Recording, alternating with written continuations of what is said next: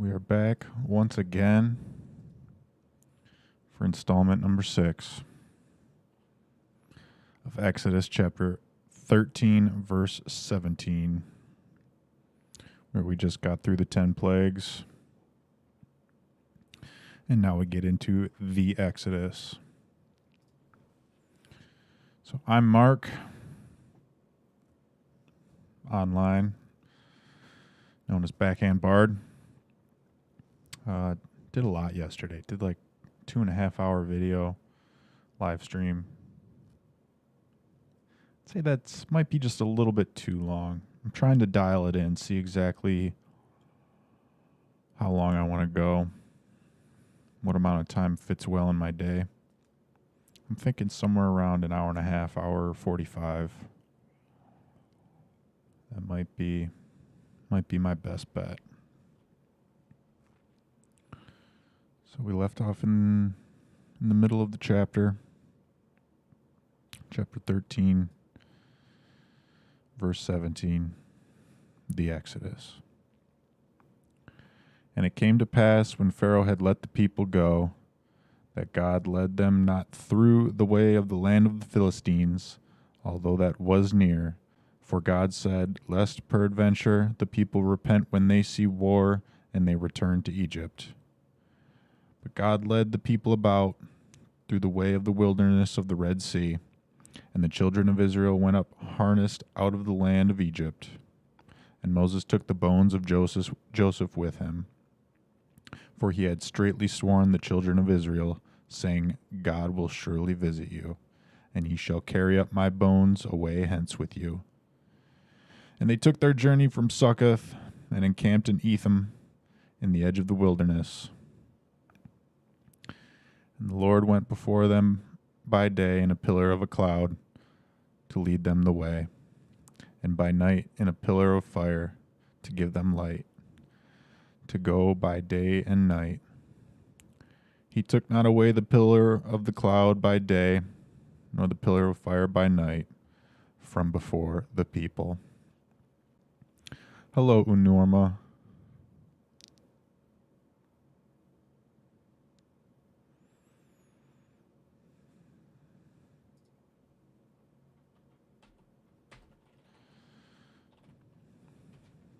So 13, we have the beginning of the Exodus.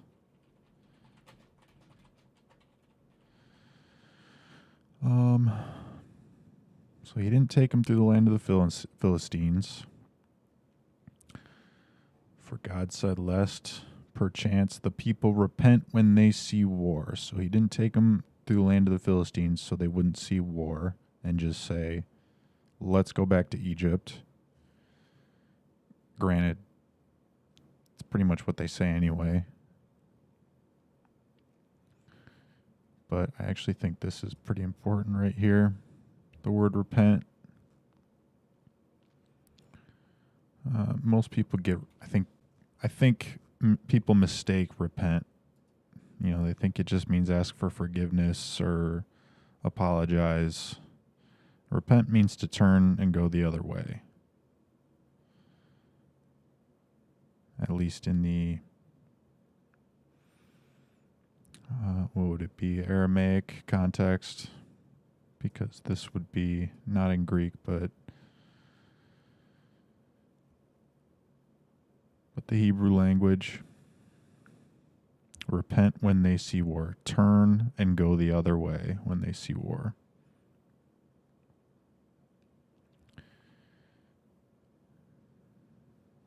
So we got the beginning of Exodus. God doesn't take them to war. He makes them wander the desert. Moses takes the bones of Joseph.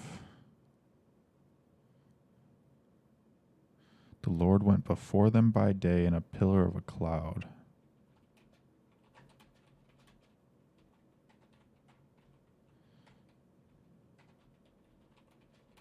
And a pillar of fire by night. Pillar of a cloud by day, and a pillar of fire by night. took not away the pillar of the cloud by day, nor the pillar of fire by night from before the people.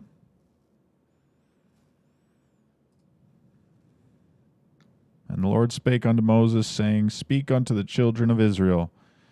And they turned and encamped before Pi-hahiroth,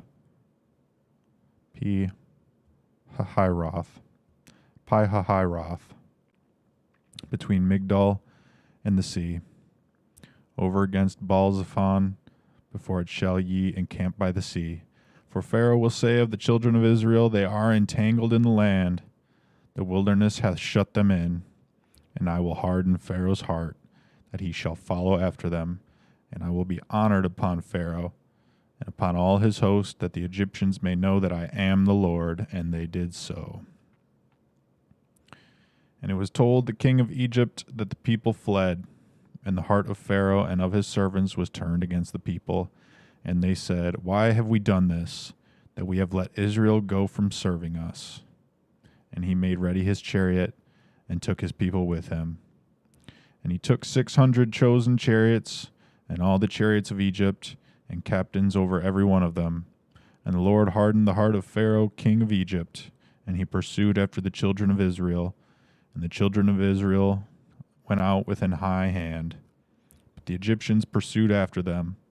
All the horses and chariots of Pharaoh, and his horsemen and his army, and overtook them encamping by the sea, beside Pi-hahiroth, before Baal-zephon. And when Pharaoh drew nigh, the children of Israel lifted up their eyes, and, behold, the Egyptians marched after them, and they were sore afraid. And the children of Israel cried out unto the Lord, and they said unto Moses, Because there were no graves in Egypt, hast thou taken us away to die in the wilderness? Wherefore hast thou dealt thus with us, to carry us forth out of Egypt? Is not this the word that we did tell thee in Egypt, saying, Let us alone, that we may serve the Egyptians? For it had been better for us to serve the Egyptians, than that we should die in the wilderness. And Moses said unto the people, Fear ye not, stand still, and see the salvation of the Lord, which he will show to you today. For the Egyptians whom ye have seen today, ye shall see them again no more forever. The Lord shall fight for you, and ye shall hold your peace. And the Lord said unto Moses, Wherefore criest thou unto me? Speak unto the children of Israel, that they go forward. Wherefore? I'm pretty sure wherefore means why. For what reason or purpose? Why? Why do they cry unto me? Speak unto the children of Israel, that they go forward. But lift thou up thy rod, and stretch out thine hand over the sea, and divide it. And the children of Israel shall go on dry ground through the midst of the sea. And I, behold, I will harden the hearts of the Egyptians, and they shall follow them. And I will get me honor upon Pharaoh, and upon all his host, upon his chariots, and upon his horsemen. And the Egyptians shall know that I am the Lord, when I have gotten me honor upon Pharaoh, upon his chariots, and upon his horsemen. And the angel of God, which went before the camp of Israel, removed and went behind them. And the pillar of the cloud went from before their face and stood behind them. And it came between the camp of the Egyptians and the camp of Israel. And it was a cloud and darkness to them.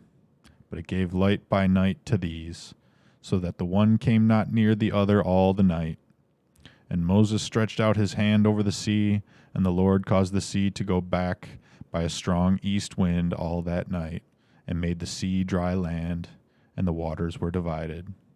And the children of Israel went into the midst of the sea upon the dry ground, and the waters were a wall unto them on their right hand and on their left. And the Egyptians pursued, and went in after them to the midst of the sea, even all Pharaoh's horses, his chariots, and his horsemen. And it came to pass that in the morning watch the Lord looked unto the host of the Egyptians through the pillar of fire and of the cloud, and troubled the host of the Egyptians.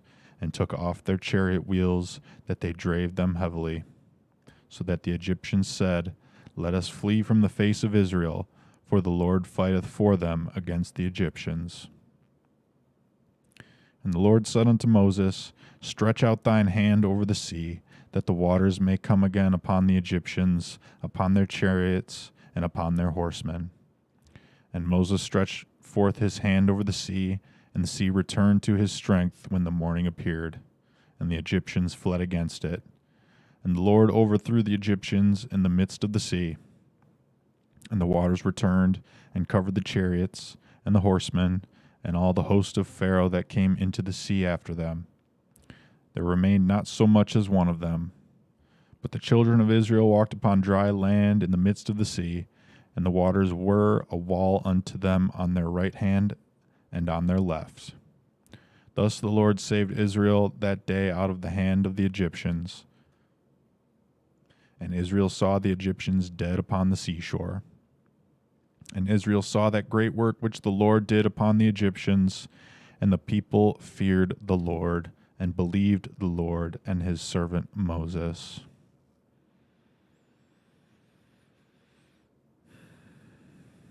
Yeah.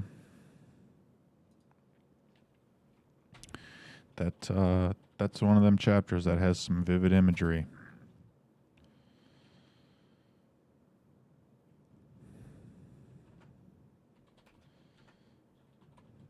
So the Israelites cross the sea on dry land.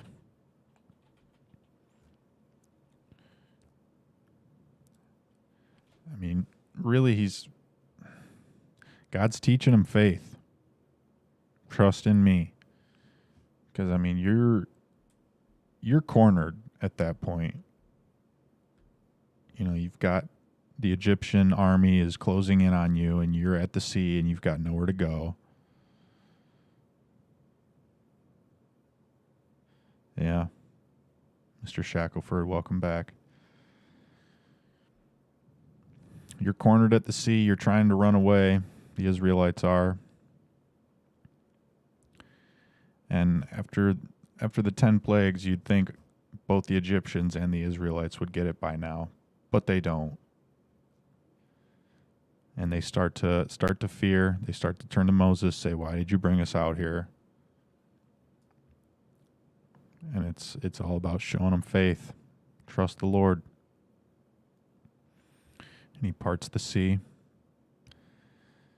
And they cross. And the sea closes and God destroys the army. I mean, you've got to have faith to walk across that dry land with two massive walls of water on either side of you. He's forcing faith upon them, which, I mean, I guess is kind of contradictory because faith is...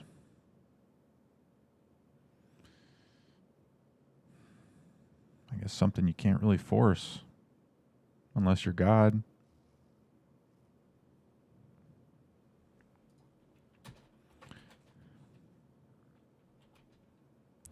Yeah, God is showing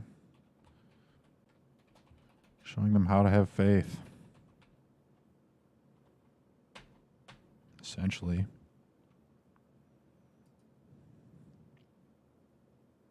Songs of deliverance.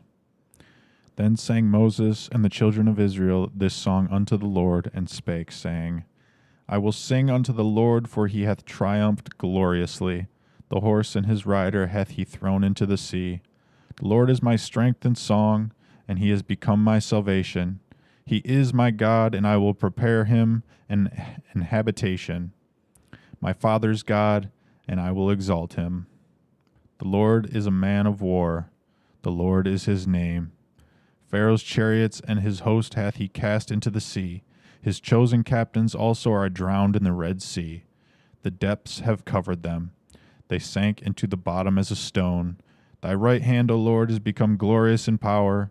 Thy right hand, O Lord, hath dashed in pieces the enemy. And in the greatness of thine excellency thou hast overthrown them that rose up against thee. Thou sentest forth thy wrath, which consumed them as stubble. And with the blast of thy nostrils the waters were gathered together. The flood stood upright as an heap, and the depths were congealed in the heart of the sea. The enemy said, I will pursue, I will overtake, I will divide the spoil. My lust shall be satisfied upon them. I will draw my sword, my hand shall destroy them. Thou didst blow with thy wind, the sea covered them. They sank as lead in the mighty waters. Who is like unto thee, O Lord, among the gods? Who is like thee, glorious in holiness, fearful in praises, doing wonders? Thou stretchest out thy right hand, the earth swallowed them. Thou in thy mercy hast led forth the people which thou hast redeemed. Thou hast guided them in thy strength unto thy holy habitation. The people shall hear and be afraid. Sorrow shall take hold on the inhabitants of Palestina. Then the dukes of Edom shall be amazed. The mighty men of Moab, trembling, shall take hold upon them. All the inhabitants of Canaan shall melt away. Fear and dread shall fall upon them. By the greatness of thine arm they shall be as still as a stone. Till thy people pass over, O Lord, till the people pass over which thou hast purchased. Thou shalt bring them in and plant them in the mountain of thine inheritance. In the place, O Lord, which thou hast made for thee to dwell in the sanctuary, O Lord, which thy hands have established. The Lord shall reign forever and ever.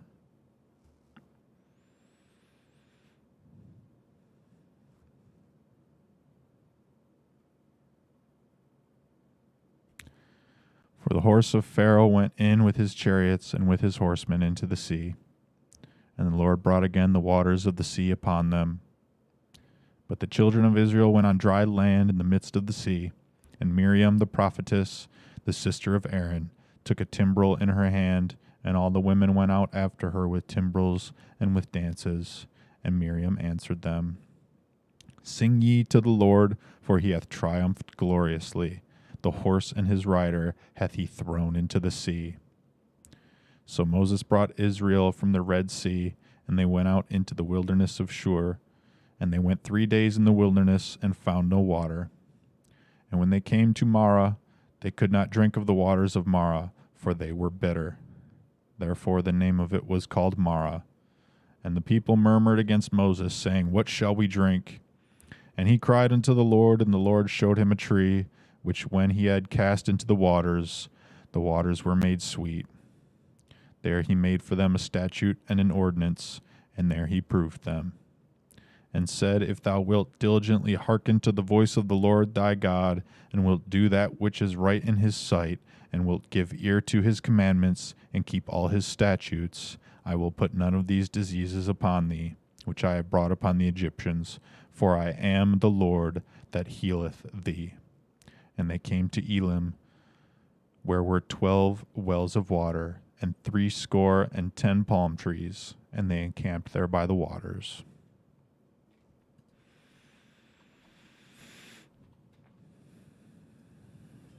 Wow.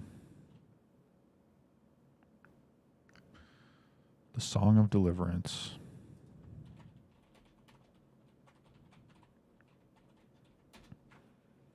So we have the Song of Deliverance, very powerful song.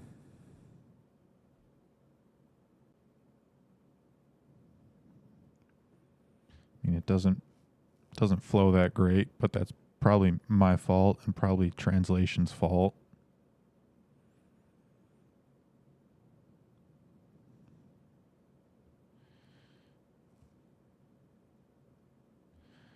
Yeah, I mean, I've definitely read Exodus, but there's a lot I don't remember. I think you got to keep coming back to it. You know, various chapters and the Bible as a whole.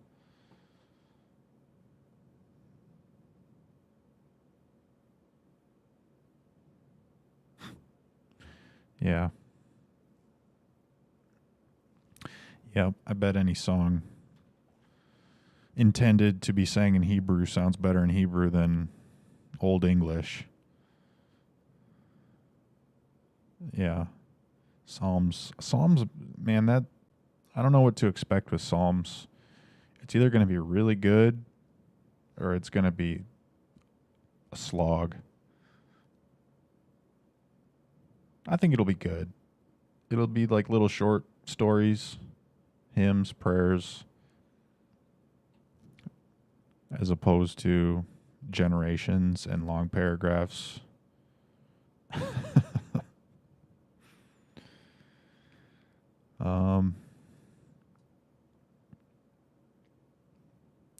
My pastor pointed this out one time. And, what shall we drink? Because the water of Mara was bitter.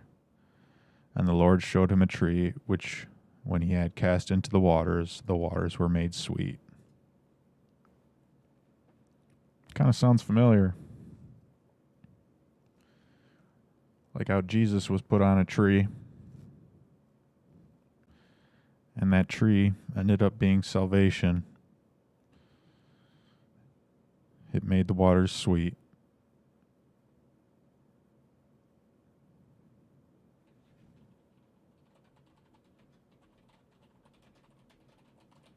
The tree cleansed the waters.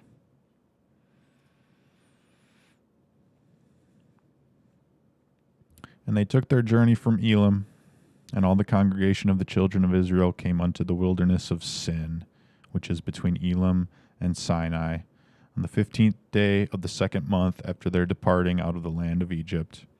And the whole congregation of the children of Israel murmured against Moses and Aaron in the wilderness. So they've already seen how much God can do. They just have to trust him. And yet, they sit here and they murmur. People murmuring, man. There's something more irritating about murmuring than just like a straightforward argument. And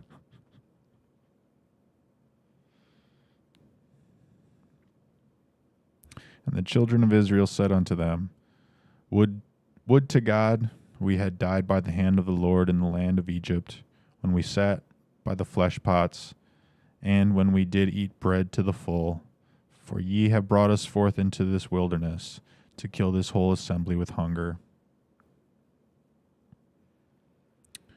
Yeah.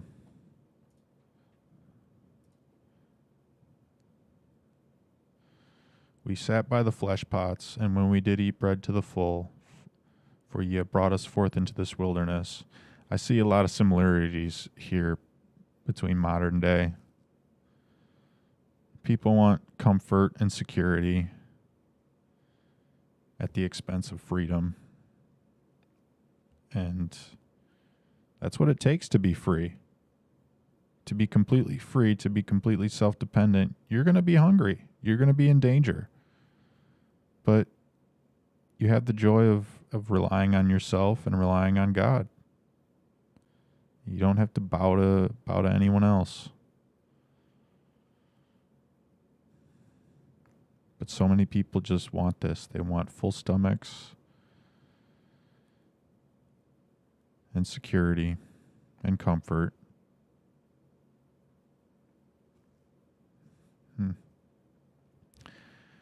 Then said the Lord unto Moses, Behold, I will rain bread from heaven for you, and the people shall go out and gather a certain rate every day, that I may prove them, whether they will walk in my law or no. And it shall come to pass that on the sixth day they shall prepare that which they bring in, and it shall be twice as much as they gather daily. And Moses and Aaron said unto all the children of Israel, At even, then ye shall know that the Lord hath brought you out from the land of Egypt.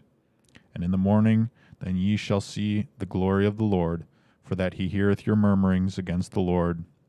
And what are we that ye murmur against us? And Moses said, This shall be when the Lord shall give you in the evening flesh to eat, and in the morning bread to the full. For that the Lord heareth your murmurings, which ye murmur against him. And what are we? Your murmurings are not against us, but against the Lord.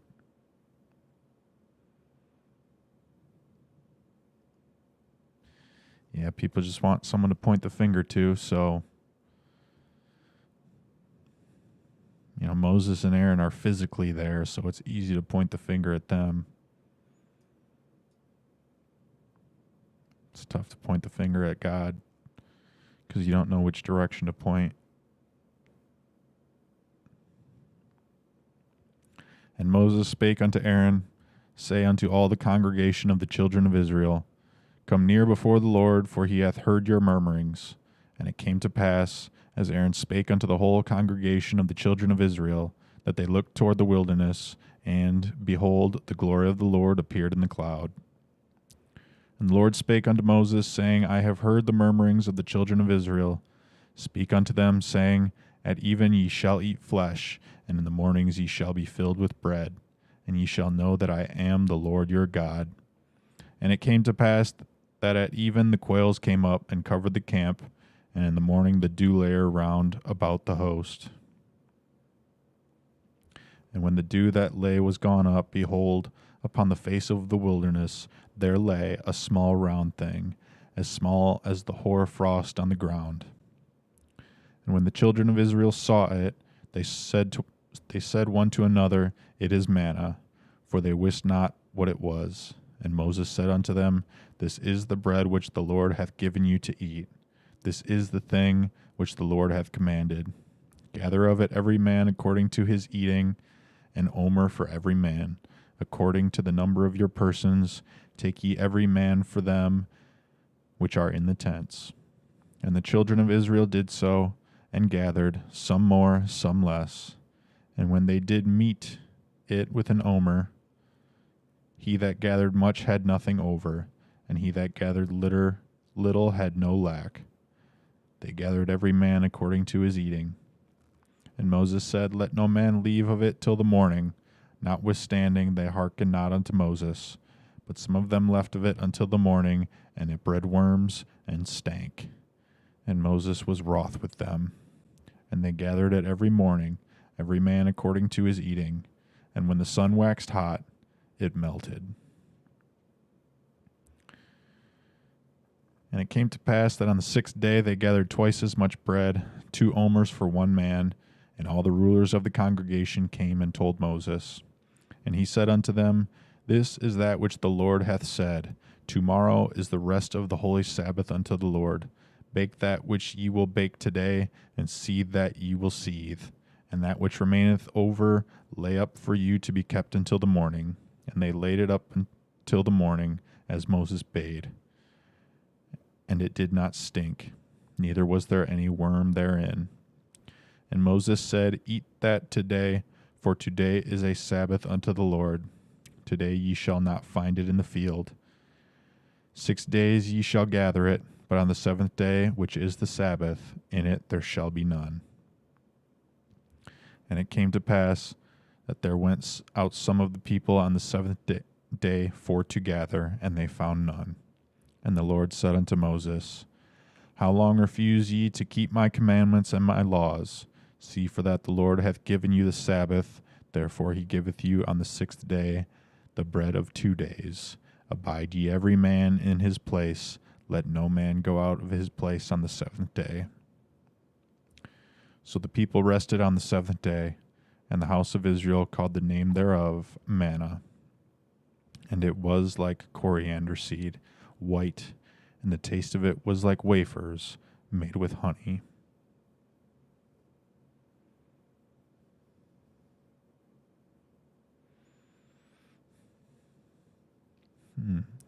Do I think manna was like mushrooms? It melted in the sunlight. No.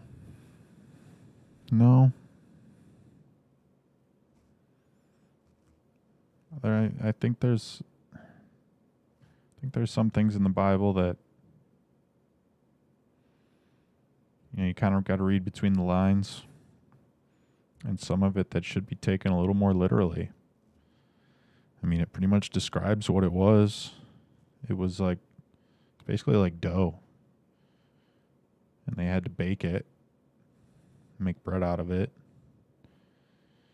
and it stank and got worms after sitting out for a day.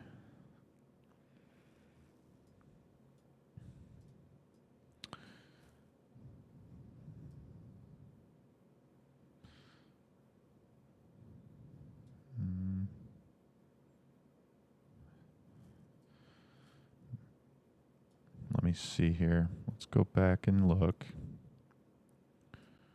Bake that which ye will bake today. On the 6th day they gathered twice as much bread, 2 omers.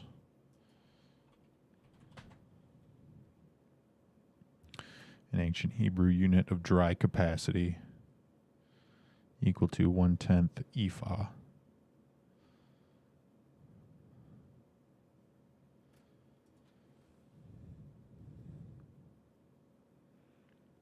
Yeah, so it was like, I think it was like dough. And when the sun got hot, it pretty much melted.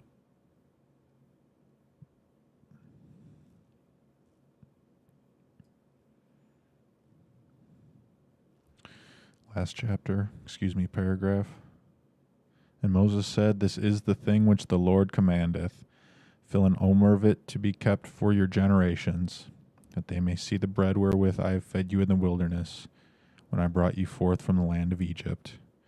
And Moses said unto Aaron, Take a pot, and put an omer full of manna therein, and lay it up before the Lord, to be kept for your generations. As the Lord commanded Moses, so Aaron laid it up before the testimony to be kept. And the children of Israel did eat manna 40 years. Until they came to a land inhabited, they did eat manna, until they came unto the borders of the land of Canaan. Now an omer is the 10th part of an ephah. So we did just read that. 1/10 homer, a little over a bushel, is an ephah. So 1/10 of a bushel, is like probably a good-sized handful.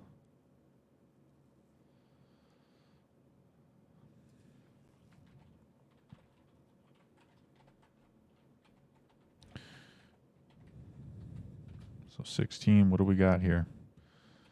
We pretty much have manna that they eat for 40 years. I mean, talk about brutal. Yeah, you get tired of having leftovers, 2 days in a row. Imagine eating bread that tastes like honey for 40 years. And the taste of it was like wafers made with honey. Man. Yeah. It's probably pretty nutritious.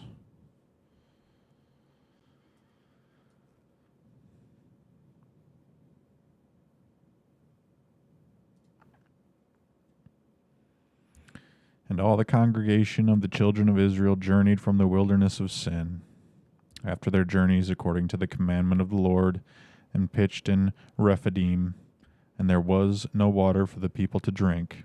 Wherefore the people did chide with Moses, and said, Give us water that we may drink. And Moses said unto them, Why chide ye with me? Wherefore do ye tempt the Lord?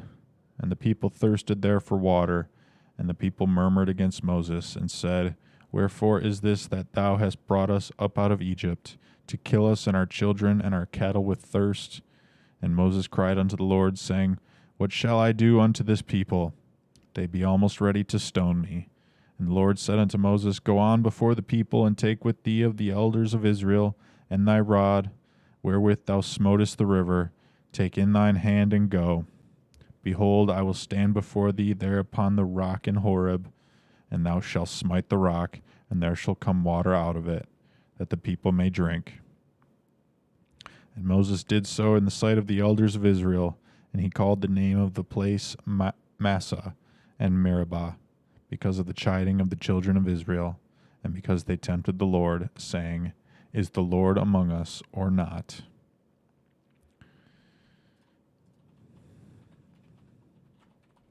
So he strikes the stone to produce water.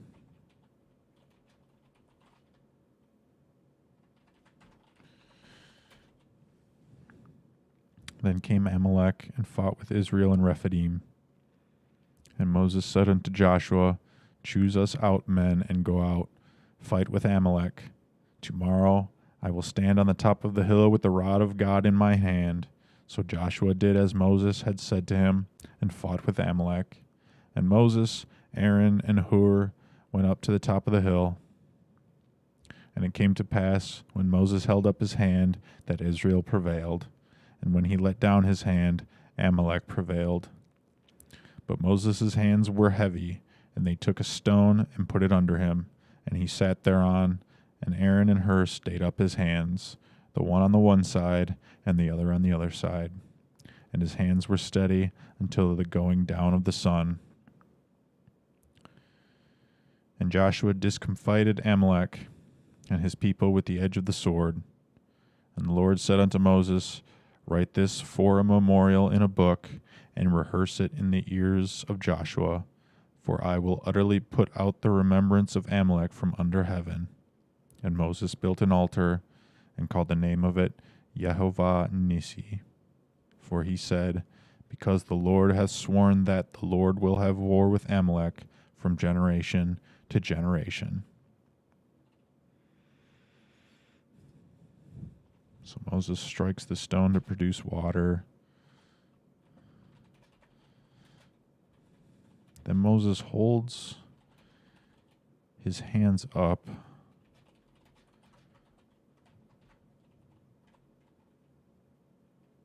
while the Israelites do battle against the Amalek,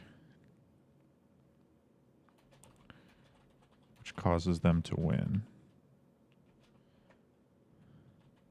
Yeah, Joshua and Aaron have to help him hold his hands all day.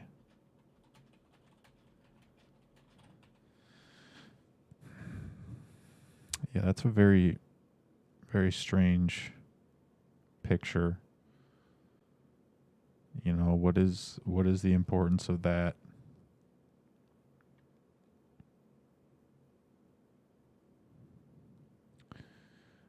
I'm kind of thinking, you know, even though Moses isn't in the battle, I think it's showing how much of a burden he has. He may not be fighting physically, but Israel is in his hands, and they are heavy. They are a heavy burden.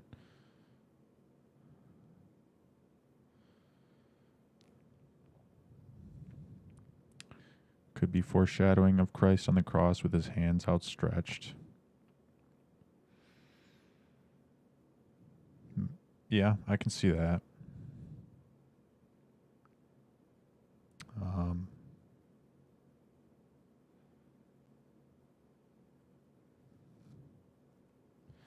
Yeah, that's a tough one. I mean, it doesn't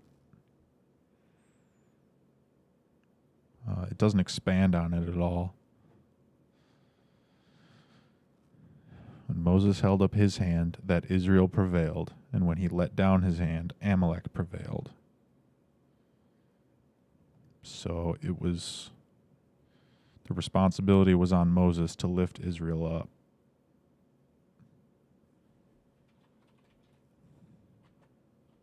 Yeah. Responsibility on Moses to lift Israel up. I mean, I guess bare minimum interpretation. I think that's kind of where we're at. But there very well could be more to that.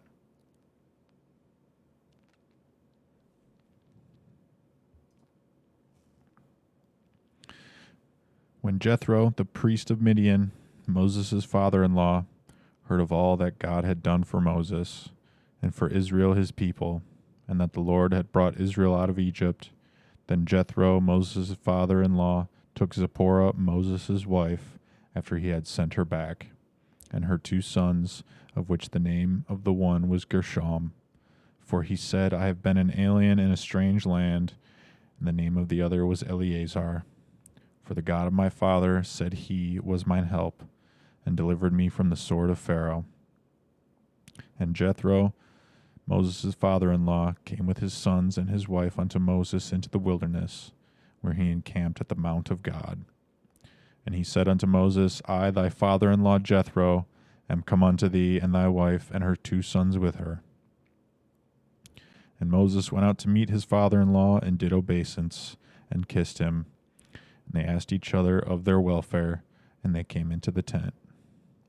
And Moses told his father-in-law all that the Lord had done unto Pharaoh and to the Egyptians for Israel's sake, and all the travail that had come upon them by the way, and how the Lord delivered them.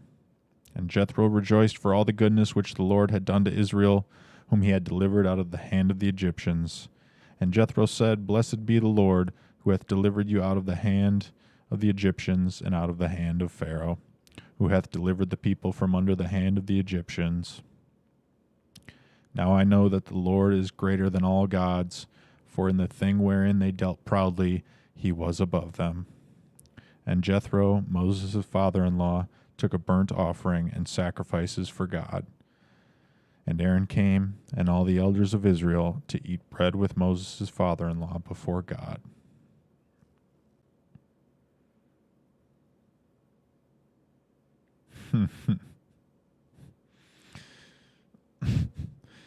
Yeah, that's the Bible's version of, so, how have you been? Yeah, it's been a strange 40 years.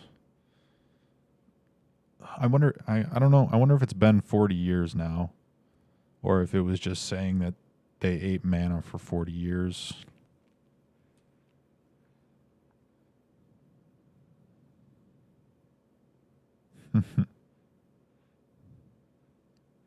Hey, Pops. Yeah, your daughter's great. You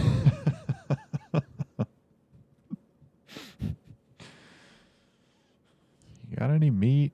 Any vegetables? How about a Kit Kat? Can you break me off a piece of that Kit Kat bar?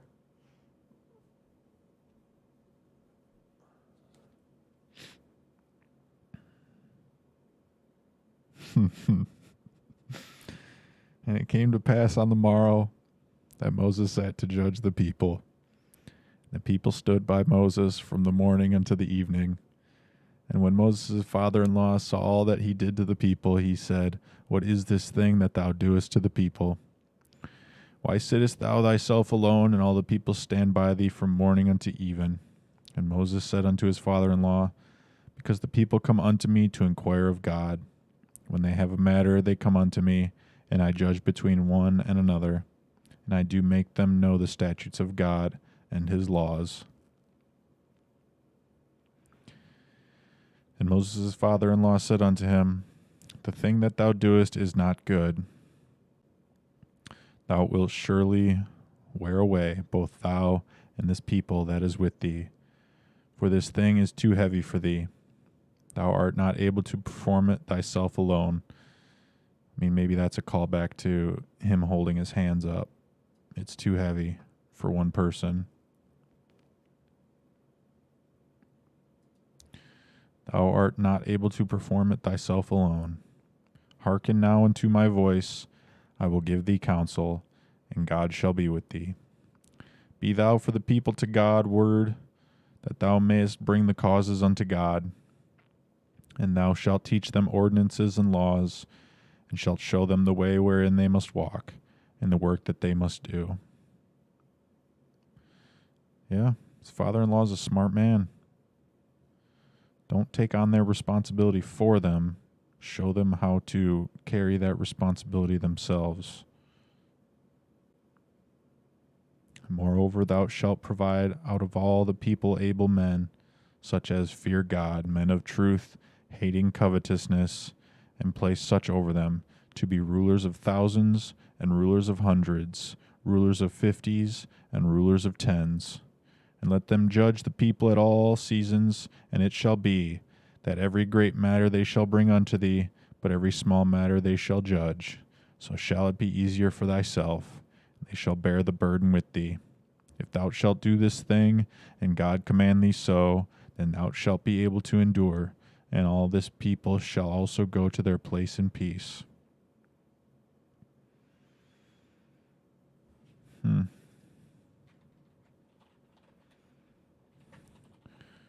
So Moses' father-in-law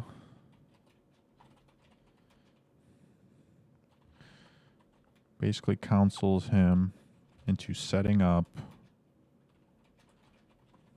the first justice system.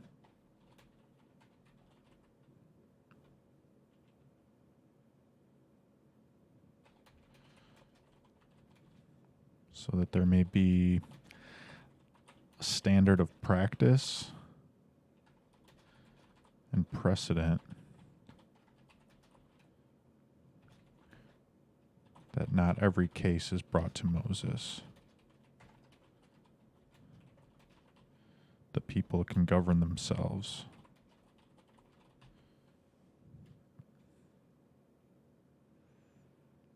Now that is a good outline. All these other chapters need to be like that. That's the standard.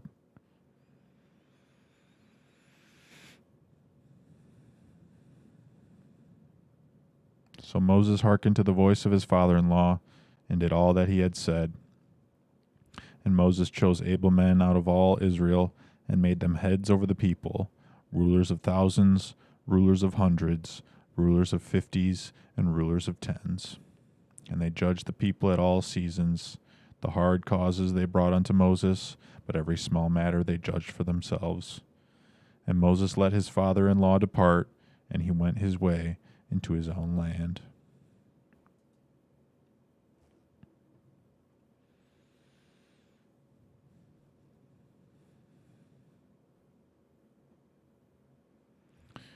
The 3rd month, when the children of Israel were gone forth out of the land of Egypt, the same day came they into the wilderness of Sinai.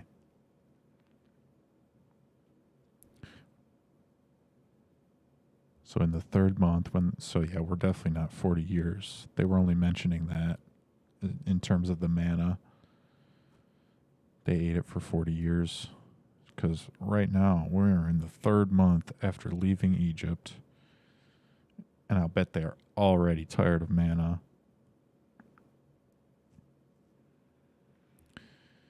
For they were departed from Rephidim, and were come to the desert of Sinai, and had pitched in the wilderness. And there Israel camped before the mount, and Moses went up unto God. And the Lord called unto him out of the mountain, saying, Thus shalt thou say to the house of Jacob, and tell the children of Israel, Ye have seen what I did unto the Egyptians, and how I bare you on eagle's wings, and brought you unto myself. Now therefore, if ye will obey my voice indeed, and keep my covenant, then ye shall be a peculiar treasure unto me above all people, for all the earth is mine. And ye shall be unto me a kingdom of priests, and an holy nation. These are the words which thou shalt speak unto the children of Israel. I think that's really important.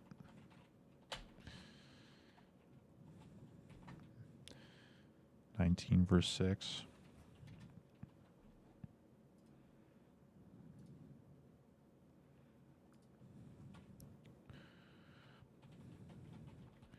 Shall be a kingdom of priests and an holy nation.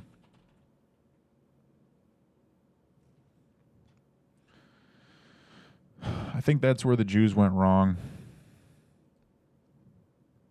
You know, the Old Testament Jews, the Hebrews, the Israelites. You know, that's why Jesus flips the tables in the temple. Yeah, because they were selling and trading, but because that area of the temple was reserved for Gentiles. And that was the area of the temple where the Jews should have been sharing God and his law with the Gentiles. The Hebrews, Israelites, Jews, whatever you want to call them.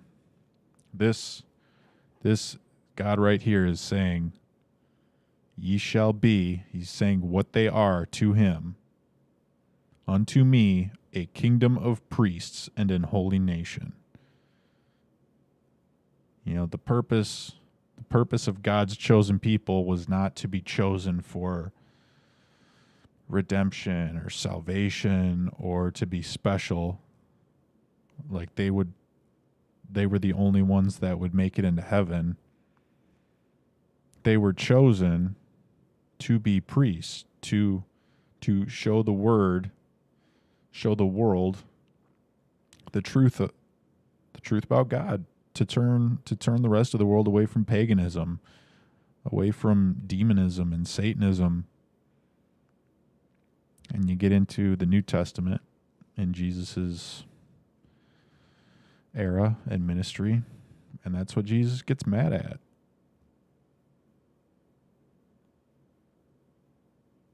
They've become selfish. They've become jaded. All the high priests, they don't want to share. They don't want to share in the word of the Lord.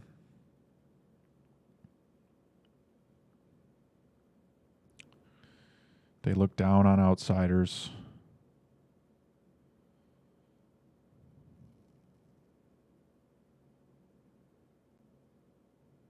And that's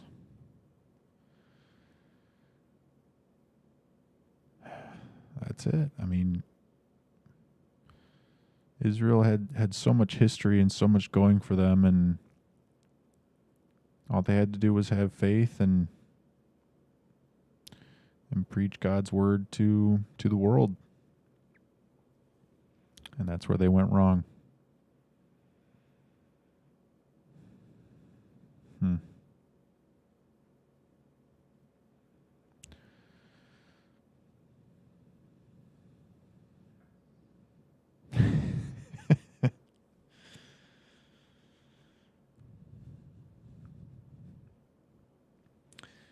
Yeah, that's a tough topic. I mean, I don't like to pick sides because I'm American.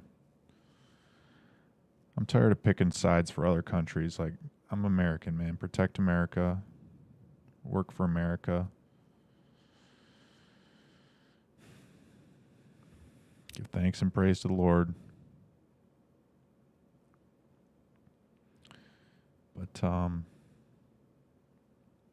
yeah, it's not about sides. I guess as far as borders go,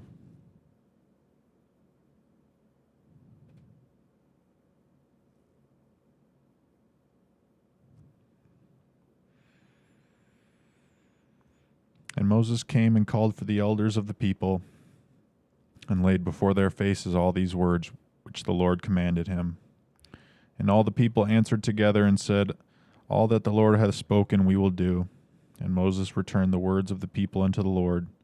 And the Lord said unto Moses, lo, I come unto thee in a thick cloud, that the people may hear when I speak with thee, and believe thee forever. And Moses told the words of the people unto the Lord. And the Lord said unto Moses, go unto the people, and sanctify them today and tomorrow, and let them wash their clothes.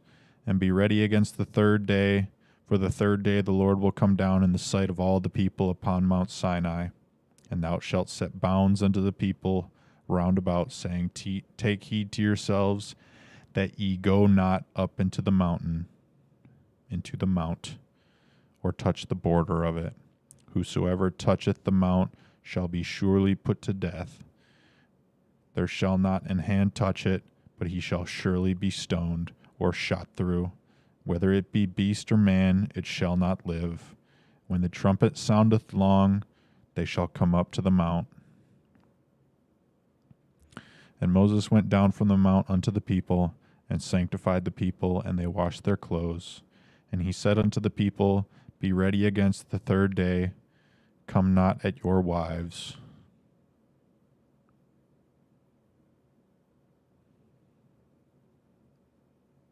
I wonder if that's a sexual thing.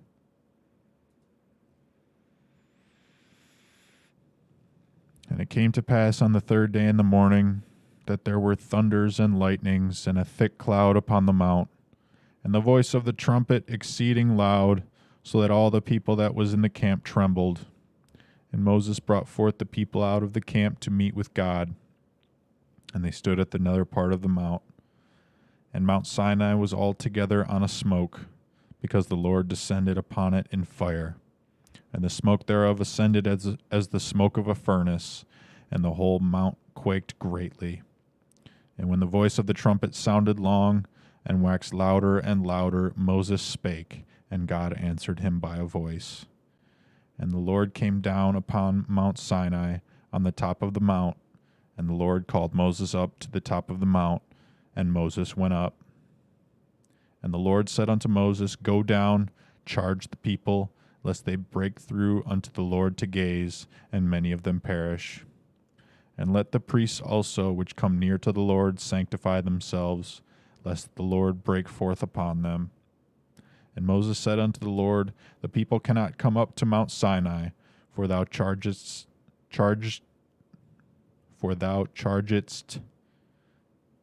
us,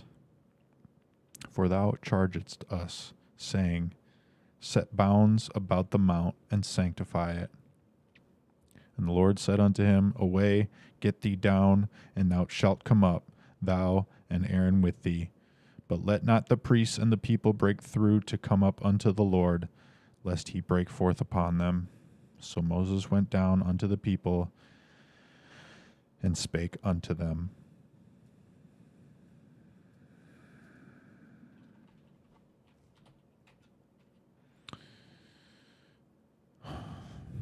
So we have the mount. Yeah, I mean, we have this important line right here, in my humble opinion.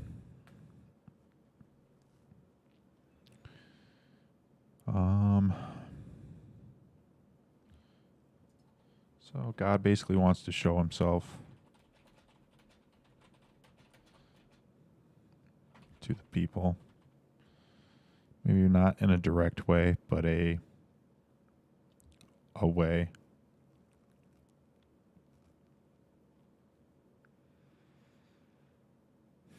Yeah, and he's kind of giving them charge to cleanse themselves for a few days.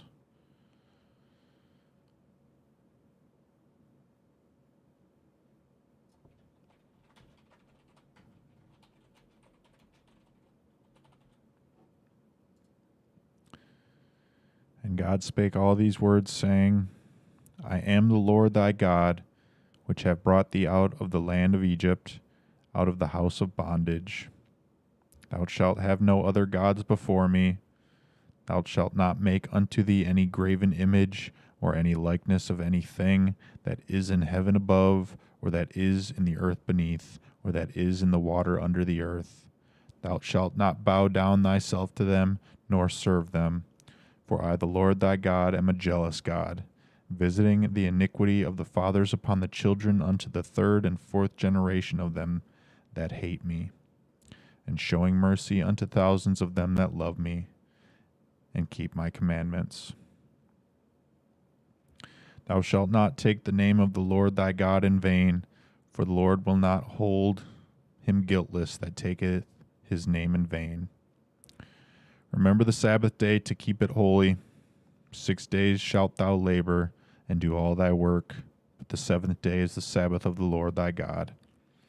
In it thou shalt not do any work, thou, nor thy son, nor thy daughter, thy manservant, nor thy maidservant, nor thy cattle, nor thy stranger that is within thy gates. For in 6 days the Lord made heaven and earth, the sea, and all that in them is, and rested the seventh day.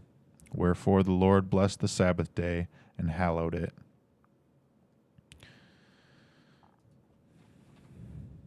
So, 20. We got the 10 Commandments featuring Charlton Heston.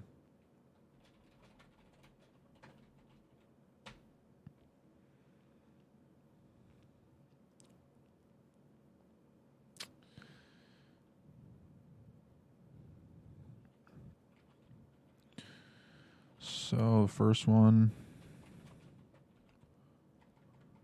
no other gods before me.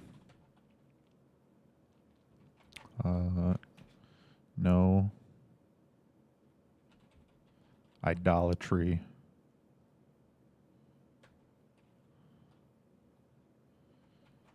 Keep the Sabbath.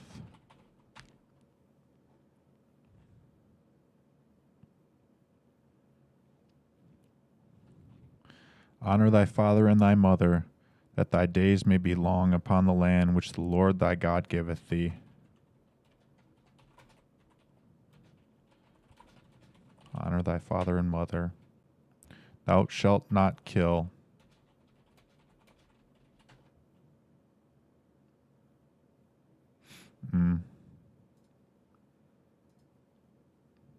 I've seen it a couple times that this was actually poorly translated, and it's thou shalt not murder.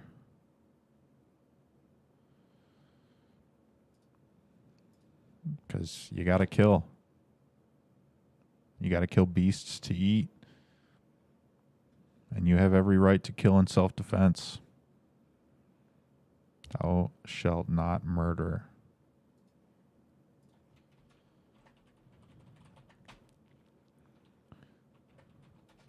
Thou shalt not commit adultery. Thou shalt not steal. Thou shalt not bear false witness against thy neighbor.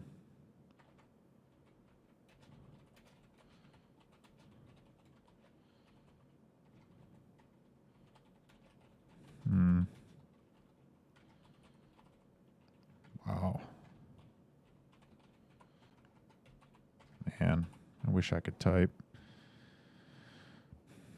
Let's look up adultery. That is not how you spell adultery.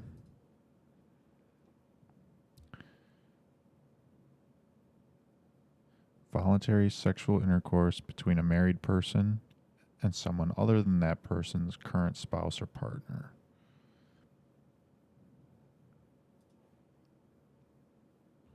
I mean, that's Merriam-Webster. Yeah. I don't know what the Bible version of adultery is. Is it, a married person and a non-married person? Is it anything before marriage? I don't think it really matters. So I think, as most people would maybe not readily admit,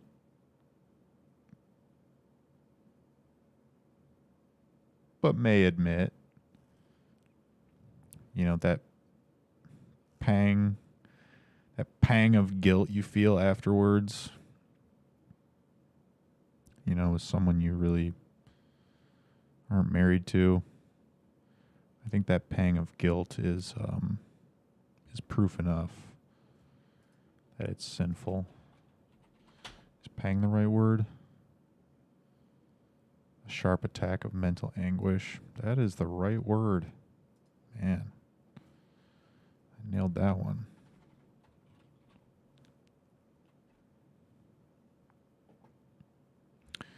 Thou shalt not covet thy neighbor's house. Thou shalt not covet thy neighbor's wife, nor his manservant, nor his maidservant, nor his ox, nor his ass, nor anything that is thy neighbor's. Thou shalt not covet. How many is that? 1, 2, 3, 4, 5, 6, 7, 8, 9. Did I miss one? No.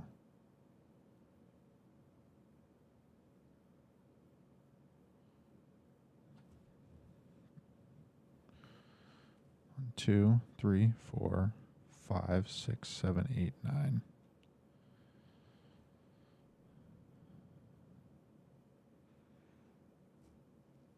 Did I miss one? Am I missing something?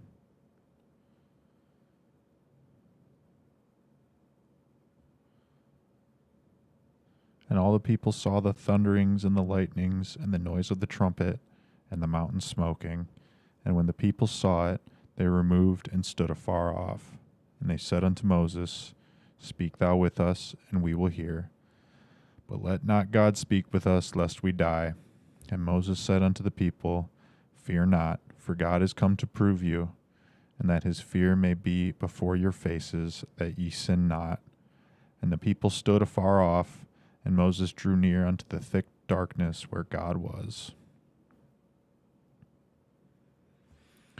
The Book of the Covenant. Okay, first let's find the commandment that I missed.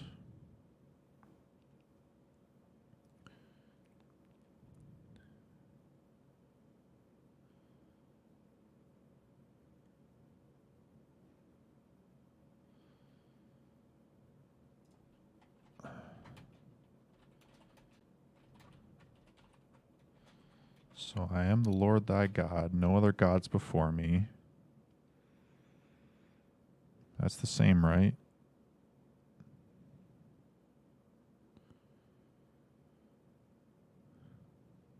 No graven image. Oh, man. My favorite Bible passage. Oh, man. Talk about putting me on the spot.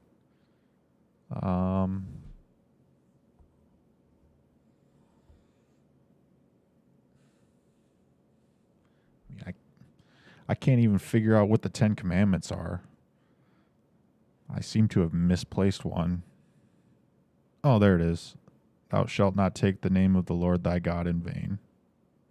Yeah, I missed that one.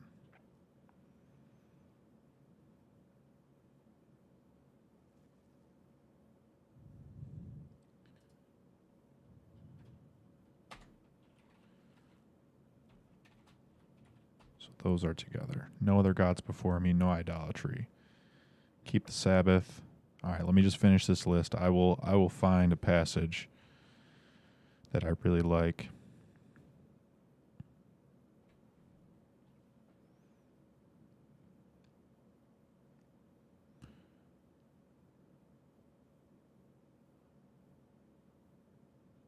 Graven image. Yeah, in between these two.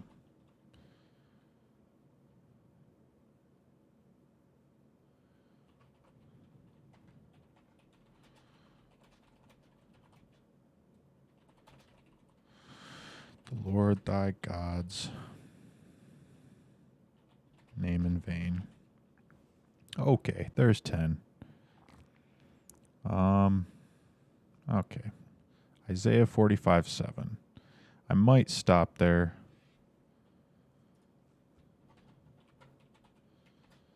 Exodus, where are we at? 20, 22.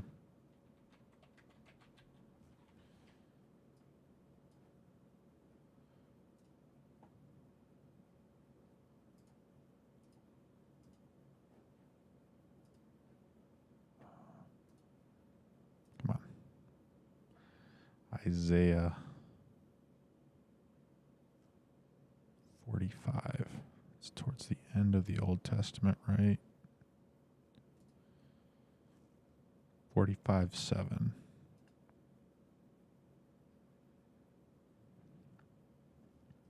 I form the light and create darkness.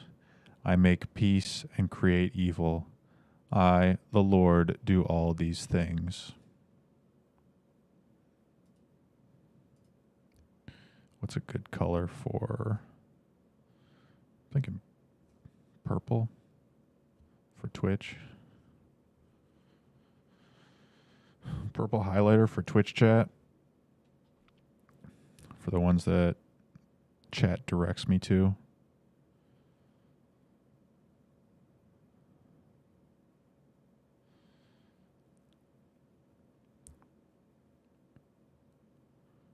That is a very good one. Passage. I can honestly say I've never really thought about it. I read the 4 New Testament Gospels, and I got to John's, and John's really struck me. It's beautifully written. It's a lot about love. And I mentioned that to my uncle, and he's like, yeah, everyone loves John. Because it is. It's a little more poetic. It's a little more emotional. So I'm sure there's something in John that I could find that really stuck out to me.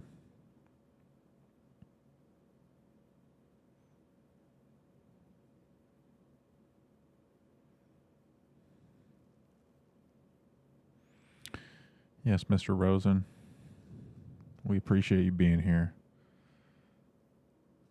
Myself and Mr. Shackelford have been going back and forth for a little while now.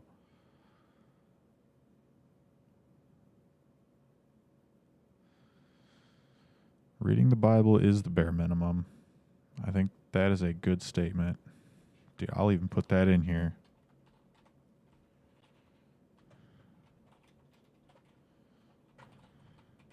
If I could type.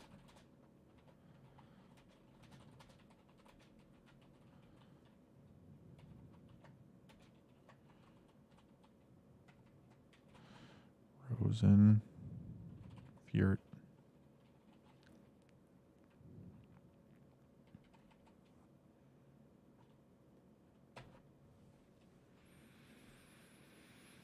Yeah, gotta live it. You have to have action. You can't just have words.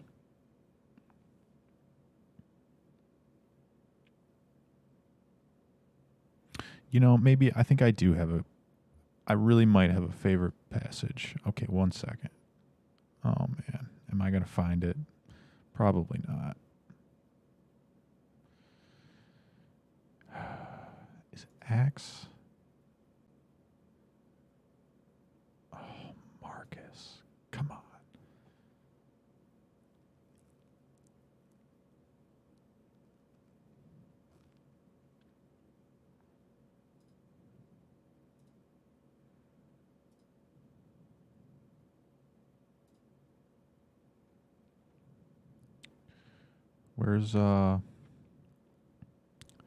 Where's the Ethiopian? And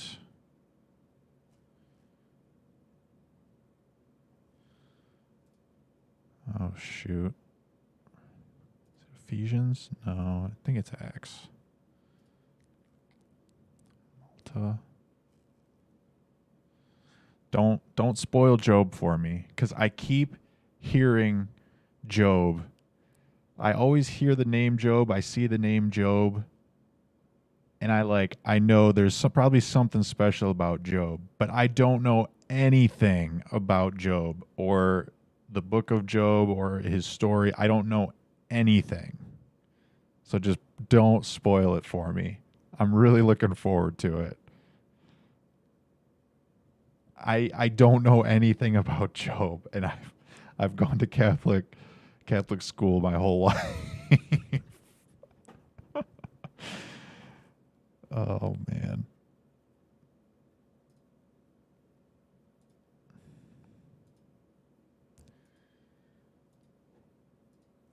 I'm just looking forward to it. I really am. Cause I nah, man. I don't know if it was just my school or Catholic school nowadays. You know, it's slowly turning into a joke. Is it Timothy? No.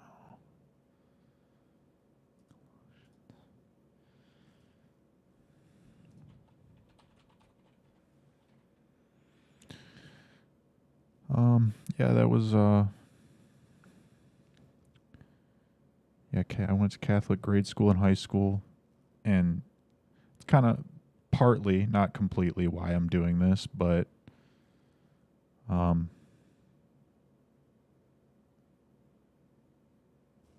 I it dawned on me, like, you know, it wouldn't take long for a class to read the whole Bible.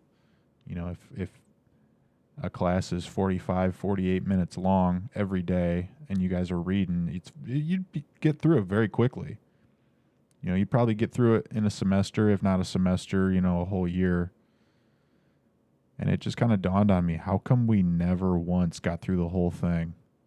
How come we never once read the whole thing? It was just kind of Bible study and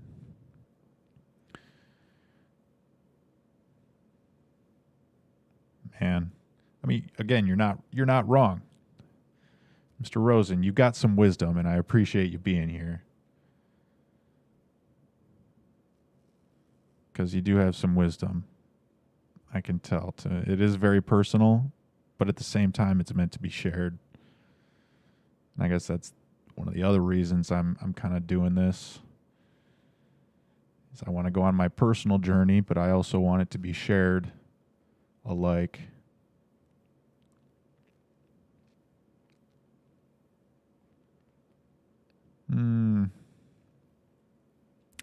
That's an interesting take too.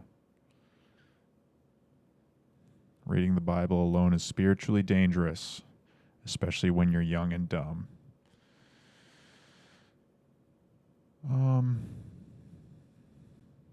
That's a hot take. I don't know if I'd say spiritually dangerous. I mean, it's kind of like, I wouldn't say like any other book, but like any other book, you know, you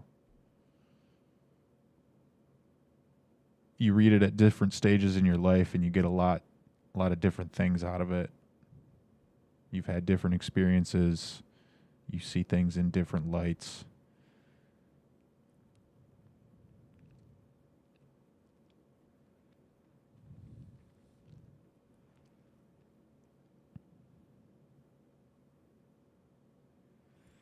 All right.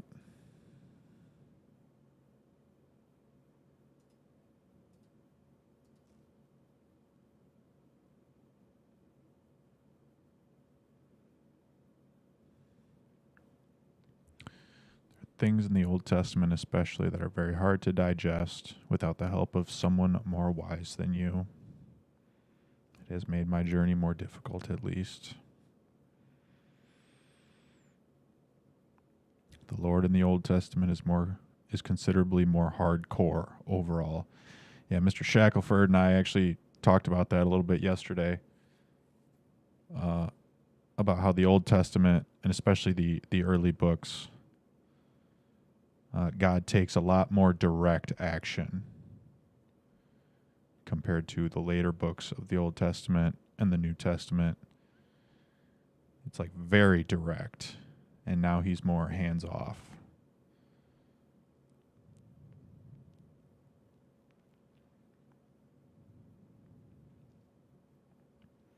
Yeah.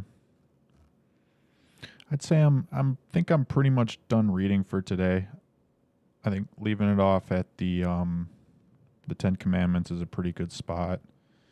And I read really long yesterday, about twice as long as what I'm at now. So no, I don't mind this.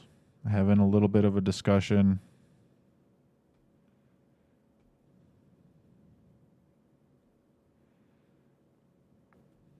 Missed the 10 Commandments. That's all right. I missed one of them. I only got 9 commandments.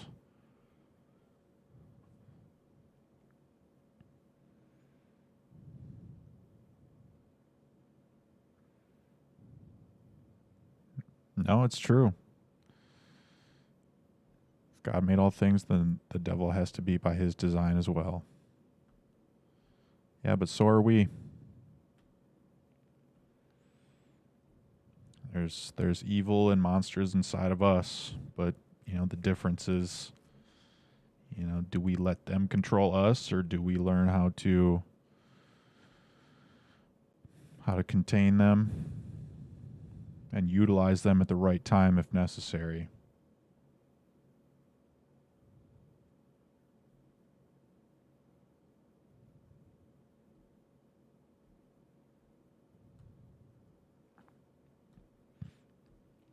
Deviation. Deviation is an interesting choice of word.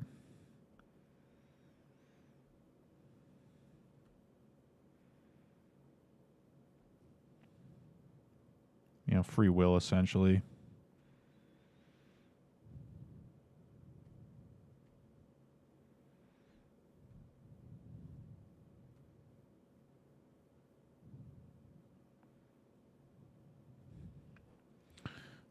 Now I gotta find my...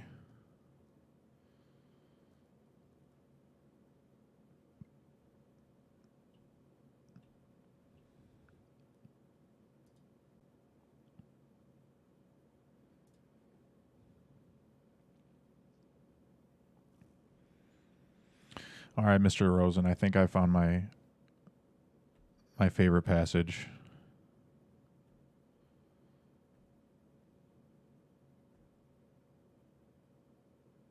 Sorry, I don't mean to take away from your guys' conversation.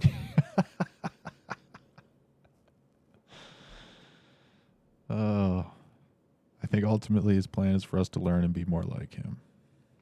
I do. I think it's like a parent who has to let their child go and take responsibility, and that's kind of what God is doing throughout the millennia. He had direct action in the beginning, direct assistance, and he's slowly become way more hands-off, and he's just letting us go. And those that find out for themselves and figure it out, good on them. And then those that don't, you had plenty of opportunity. I feel that love is the best descriptor when it comes to God. Yeah, I think so too. And I think that's why the book of John resonates with so many people. So many people love that gospel over the others. It's very emotional. It's very love-based. Yeah, cliches are often cliches for a reason, because they're consistently true. Let me hear that passage, he says. Acts chapter 8, verse 37. And this is when Philip meets the Ethiopian eunuch on the road and converts him to believing in Jesus. And Philip said, If thou believest with all thine heart, thou mayest. And he answered and said, I believe that Jesus Christ is the Son of God.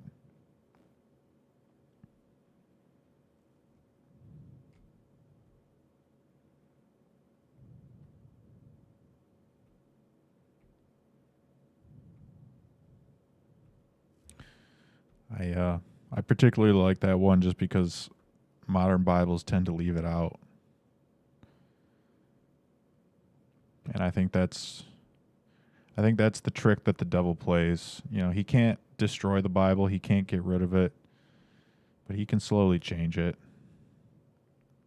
And so that's why I read the King James Version, is I think this is one of the passages that is a tell-all of whether a Bible is any good or not. If a Bible does not have this passage, it's garbage. Because, it's literally Philip telling this eunuch, as they went on their way, they came unto a certain water, and the eunuch said, See, here is water. What doth hinder me to be baptized? And it's not about being baptized. And Philip tells him straight up right here, If thou believest with all thine heart, thou mayest. And he answered and said, I believe that Jesus Christ is the Son of God. That's modern Bibles like to leave that part out, and that's the most important verse. How you can leave that out is a lot of modern Bibles leave this passage out.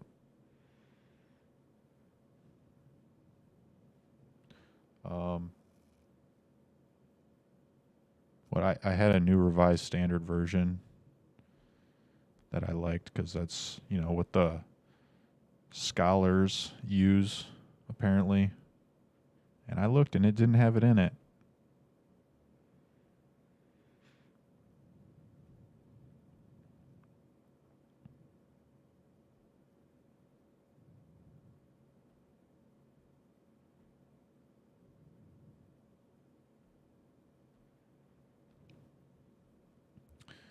Idea that faith is enough, which seems false to me.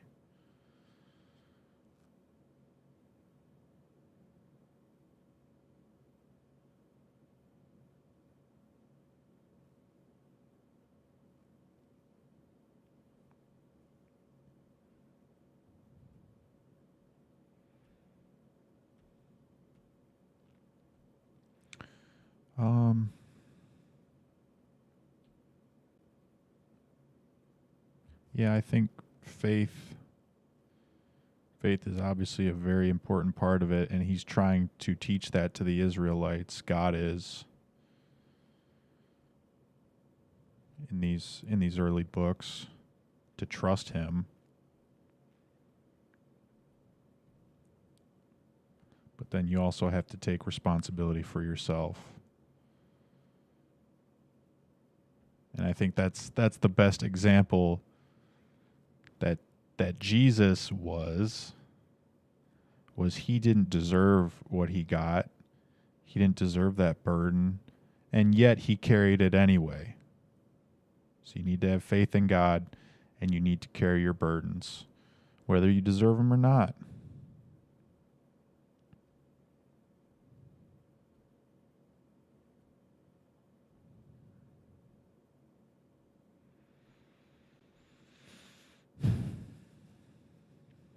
Just carry your burdens.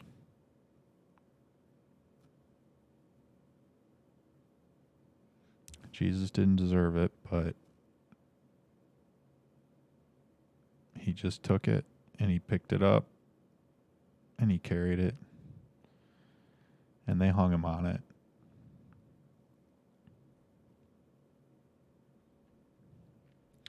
Now I have them at the top of this, my Exodus notes.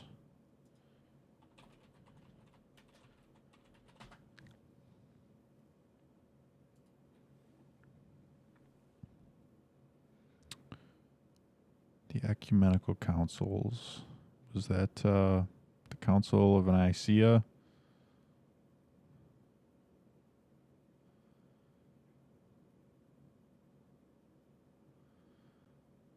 So yeah, I guess this is more like a broad, all of the councils.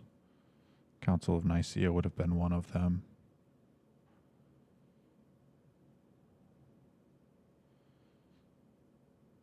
Good old Constantine.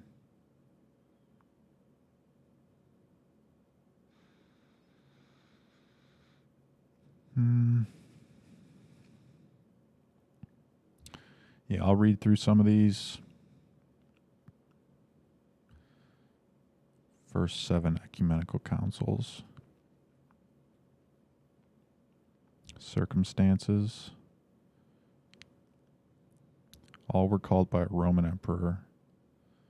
The emperor gave them legal status within the entire Roman Empire. All were held in the eastern part of the Roman Empire. The Bishop of Rome, self-styled as Pope since the end of the 4th century, did not attend, although he sent legates to some of them.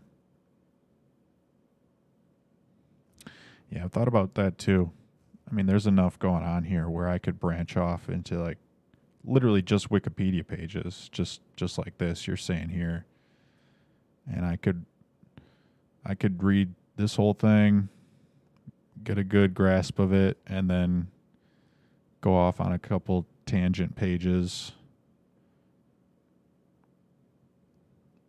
Yeah, I mean, this might be too broad of a topic, but delving into someone like Constantine would be good.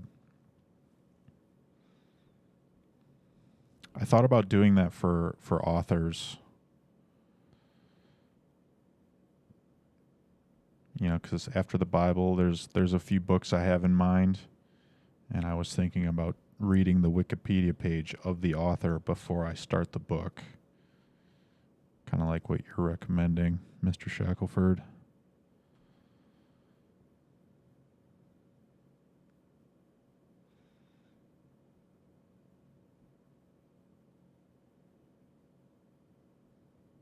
Savvy political decision. Yep. That's the old playbook. Adapt and overcome, then divide and conquer. Christian Wikipedia streams. Man, we might be looking at an audience of 1.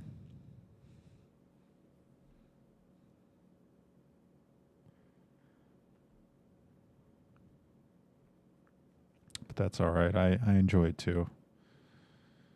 I enjoy something a little more in depth.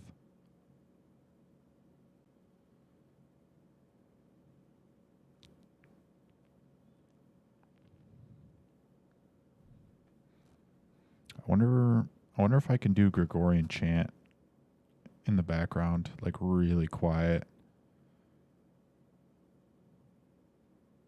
I wonder if any of that's copyrighted.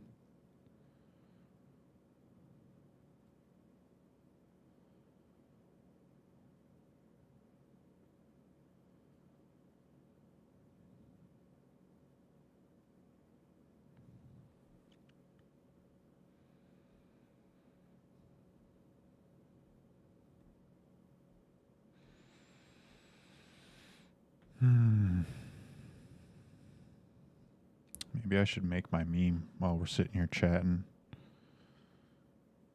What streams online are you talking about?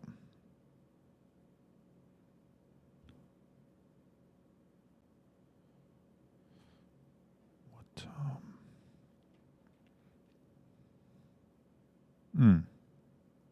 for chanting, yeah.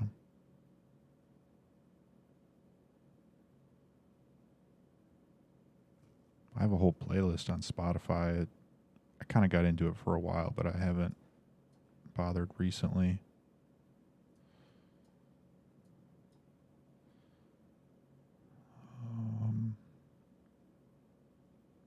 And of course I deleted it.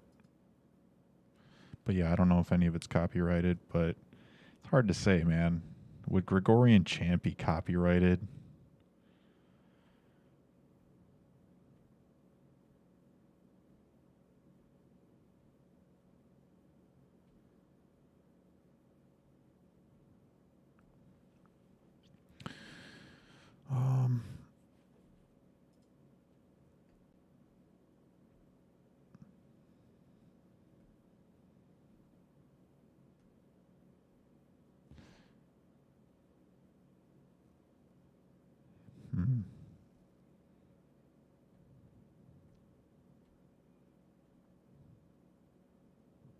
Yeah, we'll see. I don't know if that...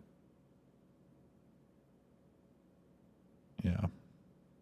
I don't know that I would do it while reading, but you know, at times like this towards the end of the stream where we're just going back and forth, it'd be kind of cool to have something real soft in the background.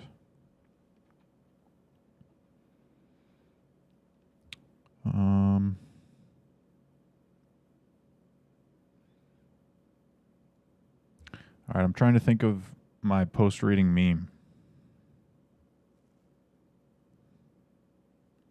What do I want to do here? I'm thinking something about bread. Something about the Israelites getting sick and tired of bread.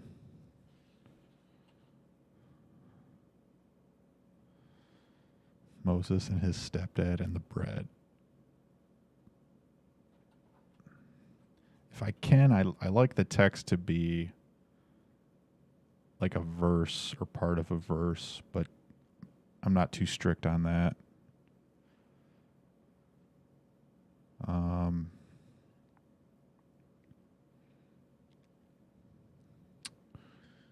Man.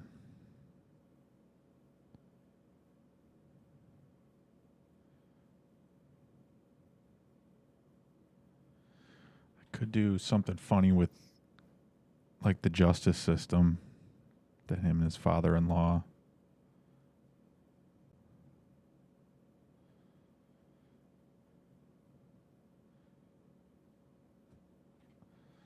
Go with something God said on Mount Sinai.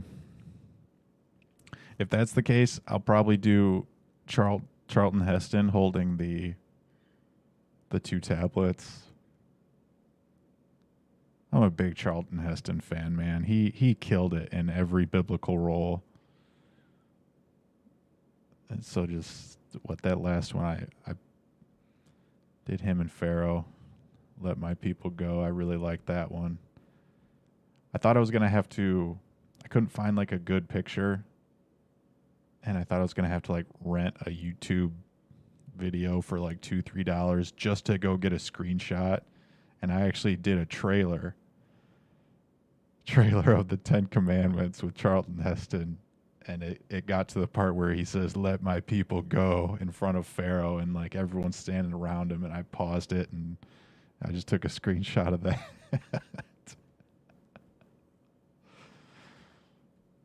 Oh.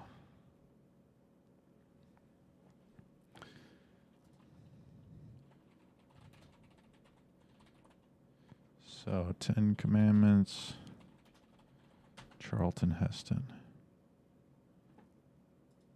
Images. Get lucky. Oh, wow. Talk about beautiful. Him, outstretched arms. That's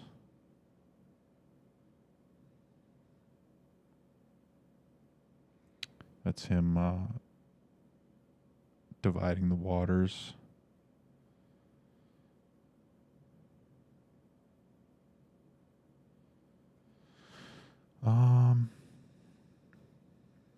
Yeah, it's a good one. It's long though, if I recall.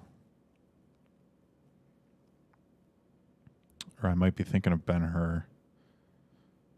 Ben-Hur was good too.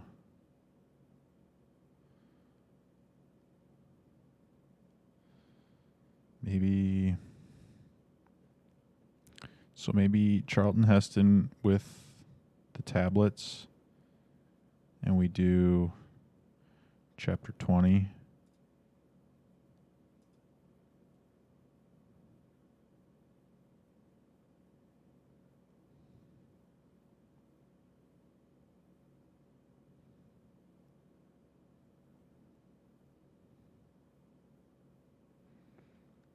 Maybe do the top line, "I am the Lord thy God," and the bottom line, "Thou shalt have no other gods before me."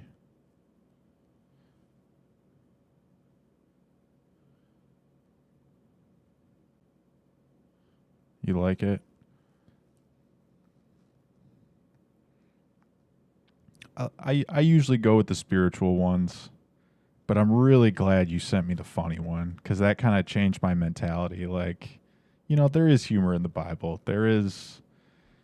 Humor is a powerful tool, and yours was funny, man. I was not expecting it. Oh man. I'm gonna have to pull it up on stream just so anyone else can see it, just in case. What?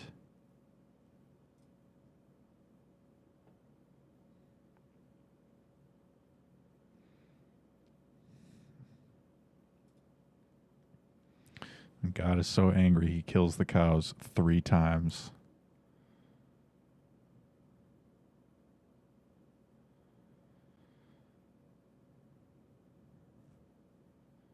Oh yeah, I mean that was easy, man. You followed me. You're my only follower.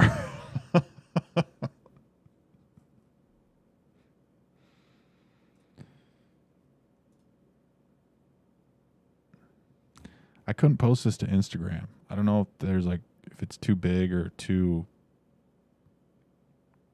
wide or too high resolution.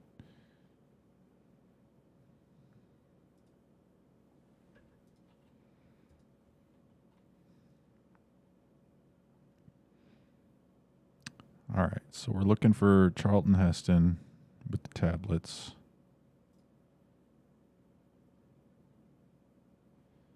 I don't know if I like that one. I think there's another one with the tablets that's more...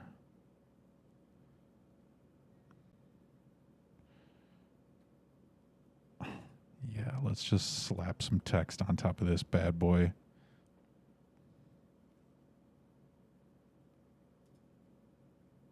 I almost used this image for "Let My People Go."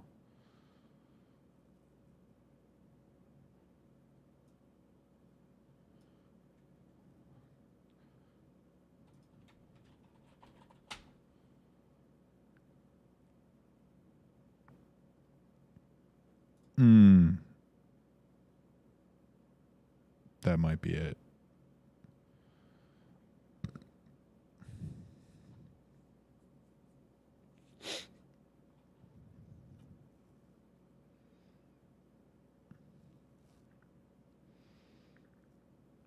That might be the winner. That's a good one.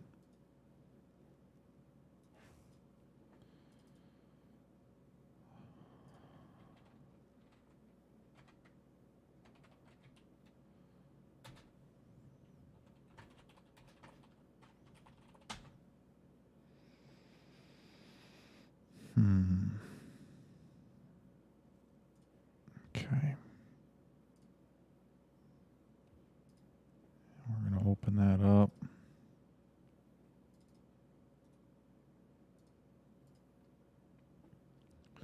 In the old Photoshop.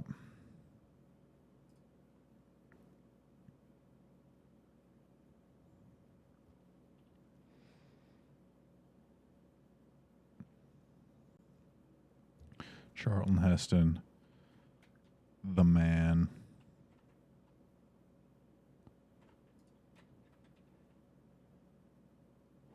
Yeah, what a beauty. What an absolute beauty.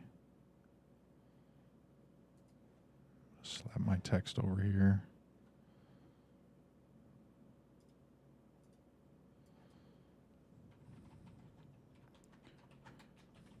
I am the Lord thy God.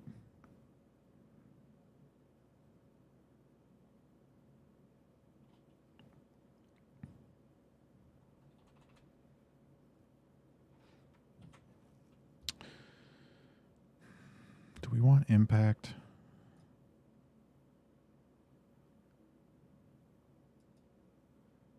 Gosh, I do love impact.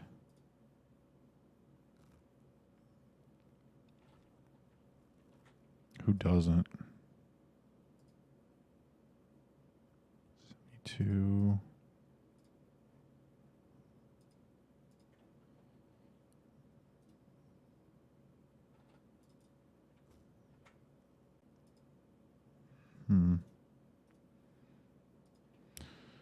Blending. I like to throw a little bevel and emboss on there. And then stroke. I think that's a little too big. That's pretty good.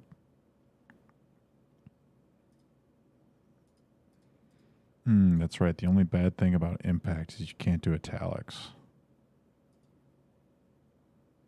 And am is italicized. And I like to keep it matching the scripture. But I don't know. That's a tough one.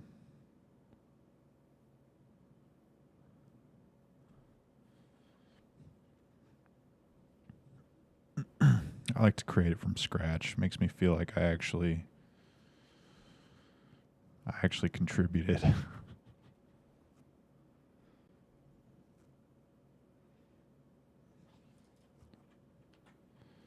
What do we think? Is there another font that's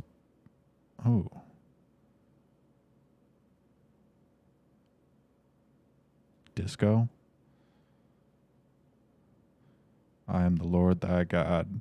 Stand alive, stand alive.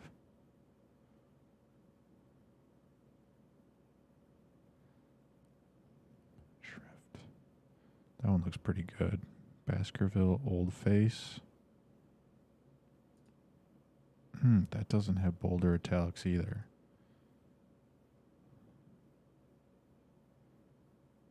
Bookman Old Style.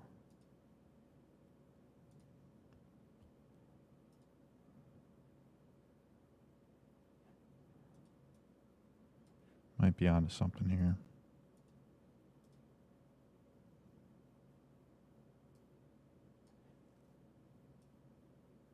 Oh, come on. 72. Say 70. Nope. 65. Nope. 60. 64.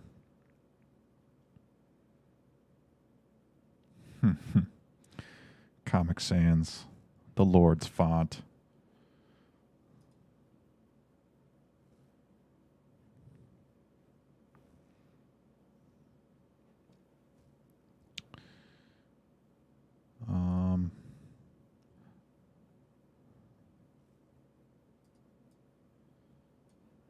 let's shorten that. Let's just go ahead and duplicate it. Bring it down.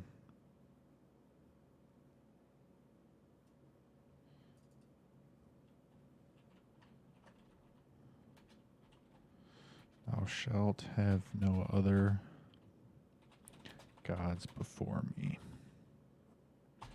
Period. Hard stop.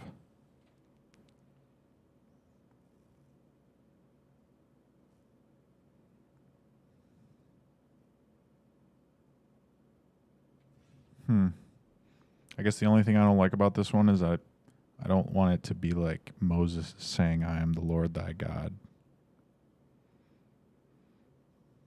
Nah, I think people know and understand the story well enough that they get it.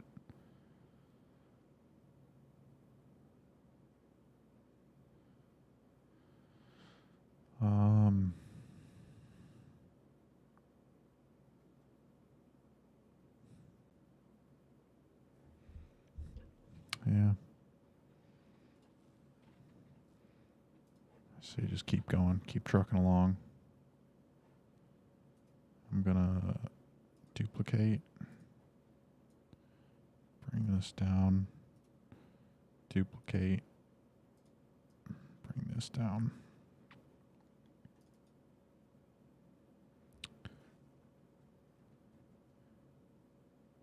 It's Exodus 22.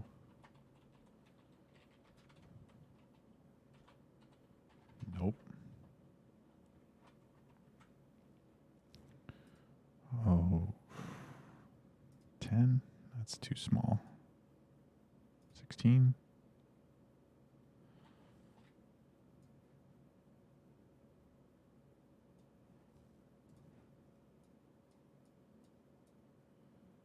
We're going to have to add the stroke.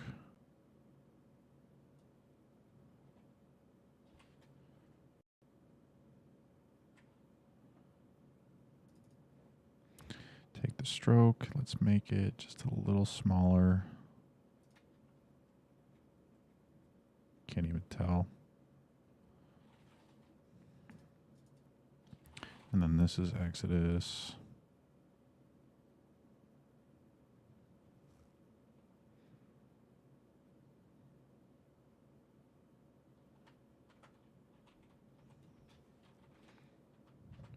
$23. How big was that? 18? 16. We can go 18.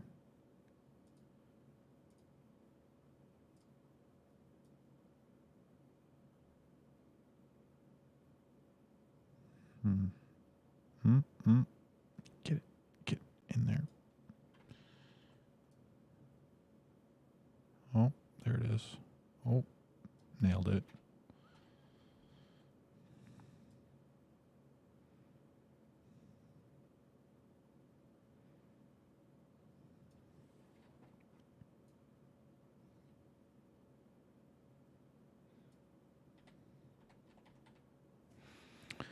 I am the Lord thy God.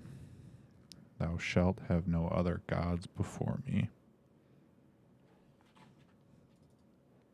I think we want to tighten this up just a little bit. -10. -10.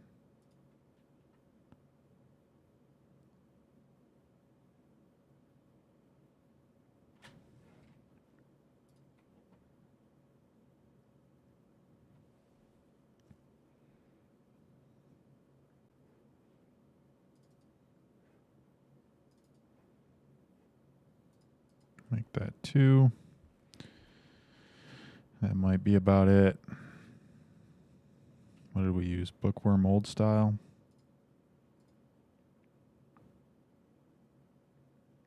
Not terrible.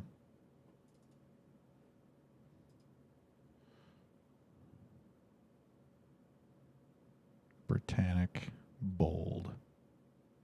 That's not too bad.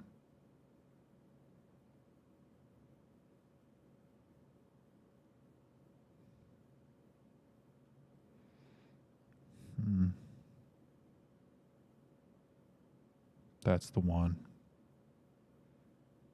Bingo. Comic Sans, baby. The Lord's preferred text. Font. Let's see it. Oh, man. Like a little kid's handwriting. Looks like my handwriting.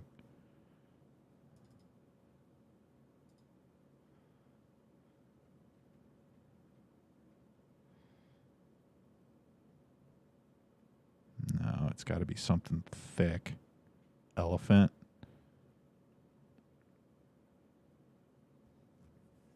That has potential. Engravers. But it's all caps. I like the name. The name fits the theme of the commandment tablets.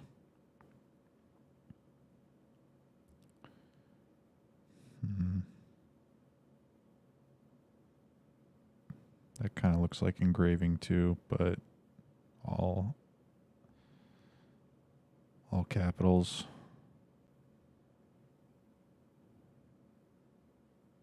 I mean, I could sit here all day just trying to find a font that I like. So usually I just find something, and I usually land on Wingdings at some point.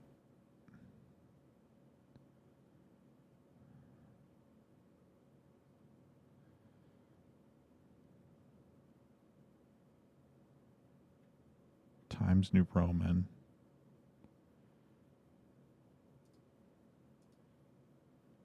Is Times New Roman a common Bible font? I mean, I know that's like the old standard.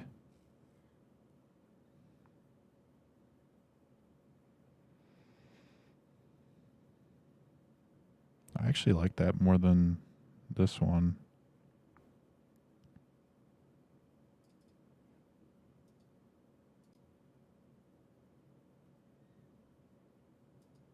Auto 6. I want to bring this.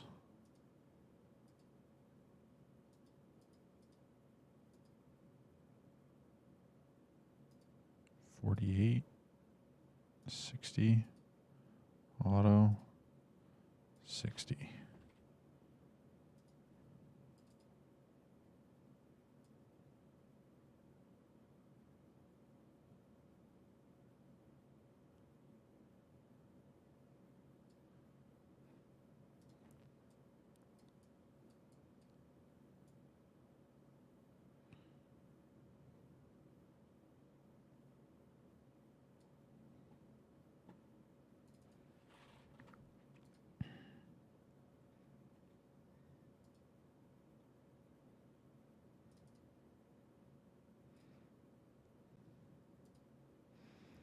The old standard Times New Roman. Man, never thought I'd be stooping this low.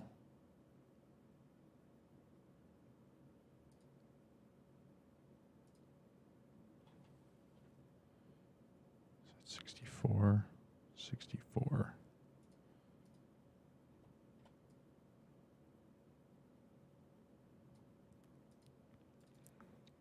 Exodus 22. Say 20. What do you mean by black letter? Is that a font? Black ladder? No.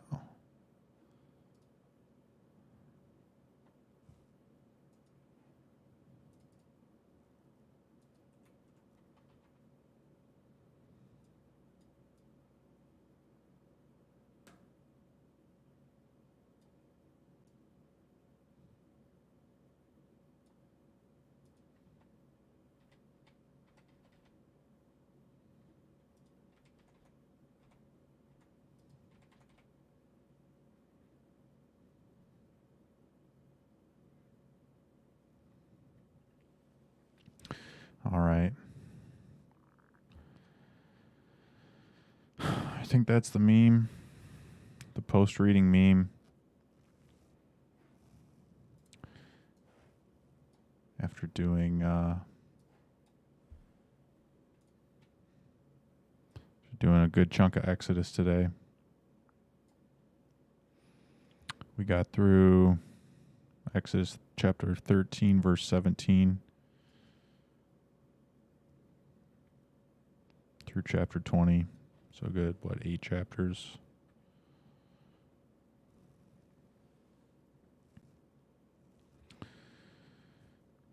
So I had a couple of people stop in today. Mr. Shackelford, Mr. Rosen. It was nice to have some conversation. By next weekend, there are 40 chapters. I mean, I did 20 in 2 days, so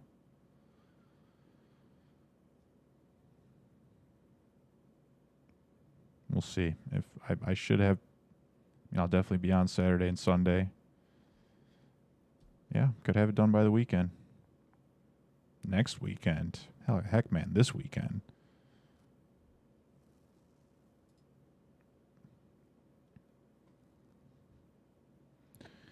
But yeah, making good progress. You, Mr. Shackelford, and Mr. Rosen, having a couple people in chat, having some conversation about the scripture, along with myself, was humbling and honoring, and yeah, gave me a lot to talk about, gave me a lot to touch on.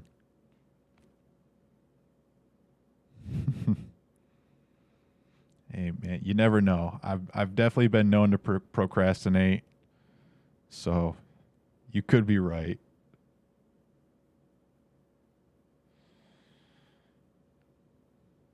But yeah, this is something I've been enjoying doing after each reading, is making a meme relating to the day's reading, and I haven't really brought that up mid live stream. So I like to post them on X, formerly known as Twitter, or Instagram if Instagram will allow it.